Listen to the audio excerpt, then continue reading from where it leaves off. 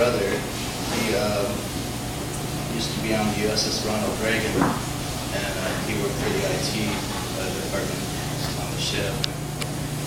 I wrote this for him before he went.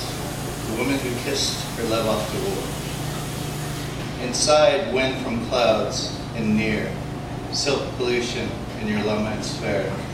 I see wilderness arousing your fingertips. I notice the textures in your eye color. I know that taste. Others only can drool over.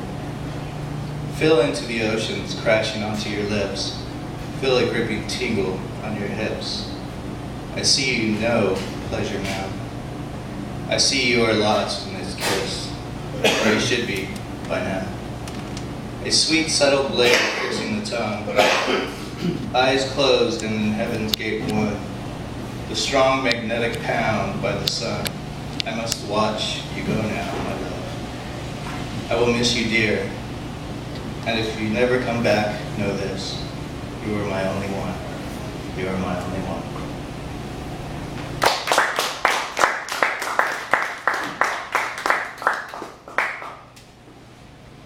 This one right here I based on modern day female, same gender relations. And the poem is called Once Upon the 15th Century because during that time I'm sure there were relations between the two, and it was a lot harder than now, even though now it's still hard for them. You know, a lot of people are prejudiced against it. Here it goes. So we stare into scars, trees mistaken for ghosts, forests full of caves many years ago. Let us forgive all the treasures, pierced eternal through the hearts, putting destiny on hold. Curling into the midnight so blue, nothing around in deep space to lose.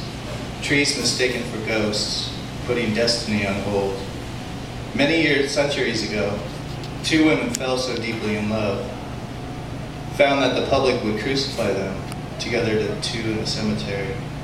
So deeply the two in love. Feared that the public would crucify them, together the two in the cemetery. So deeply the two in love. Sky so clear, space blue, digging their grave together. Their grave to bury one another, staring into both of their silk clothing, possessing each other's bodies close, embracing each other so tenderly. Mandolin caressing Catherine's hair. Catherine gently massages Catherine's breasts with her tongue. Madeline in deep ecstasy. Each of the two wishing to become one, grabbing the things from each other's pouches, slicing one another's silk soft skin. Oh, how soft her skin really was. Let us marry each other into eternity, into the heavens, slashing each other with a deep, true passion. Curling in the midnight so blue, blood drips like fountains beneath the two, falling eternally in love under the midnight's full moon.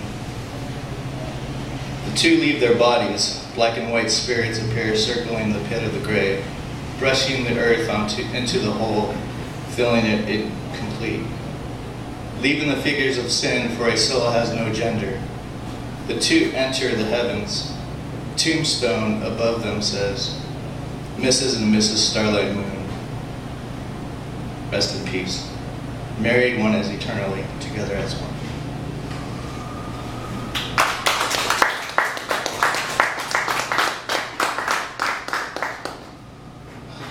This last one, there was a lady in Oakland, I believe it was 2006, it might have been 2007. It was on the news. It was a headline in the morning. 4:30 in the morning, a lady called and said that there was fire across the street from where she lived, and this was on Broadway near the Oakland Tech. And when the fire department arrived, there was a woman burning alive, literally. And it kind of inspired me to base that on a story called Silence, Cruel Demon. And this is just a poem of the actual story. And here it begins. This is called Silence, Cruel Demon. Shh! What is it? It is silence. She is coming. Shh. What is it? It is silence. She is here. Shh. What is it? It is silence. She wants us dead. She wants us dead. Thank you.